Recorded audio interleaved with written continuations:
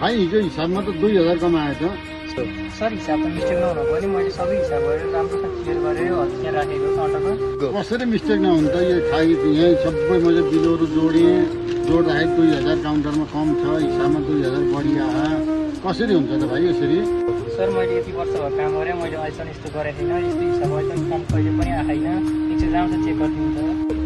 भाइ यो हिसाब मिस्टेक भएपछि तिमीलाई काउन्टर छोडेर गइसकेपछि हिसाब मिलेको नमिलेको तिमीले गर्नुपर्छ भाइ। यो तिम्रो खाताबाट पैसा जान्छ, तिम्रो स्यालेरीबाट काटिन्छ। अप्ठ्यारो नमान है भाइ। सर एकचोटि राम्रो हिसाब चेक गर्नु, एकचोटि मैले गल्ती गरेकै रहेछु भने मेरो तलबाट काटिदिनु। हेलो भाइ, के छ खबर? ठिक छ।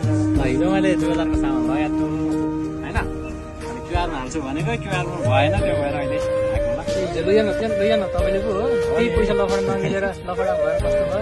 ल भएर आज हल्लाएको नि ल त्यो भएर कहाँ हाल्यो एउटा क्युआर हाल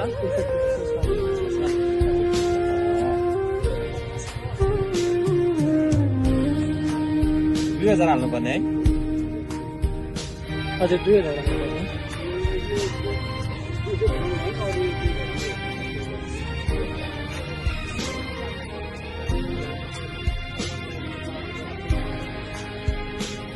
ल भयो नि। हजुर हस् धन्यवाद। सम्झेर आउनुभयो।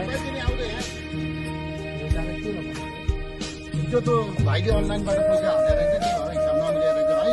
अब तिमी त्यस्तो मैले सोचेको थिइनँ तिमी यो गर्दैन भन्ने मलाई लागेको थियो, तर पनि हिसाब नमिलेपछि भन्नु पऱ्यो, बाध्यता पऱ्यो है। तिमी महान छौ, तिमी नरिसाऊ। अब सधैँ अब नियमित रूपमा काममा आऊ, तिम्रो 5000 तलब बढाइदिन्छु।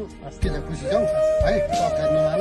कहिलेकाहीँ एउटै ठाउँमा काम गर्दाखेरि यस्तो अब परिहाल्छ। अप्ठ्यारो नमान ल भाइ। ल थ्याङ्क यू। ओके।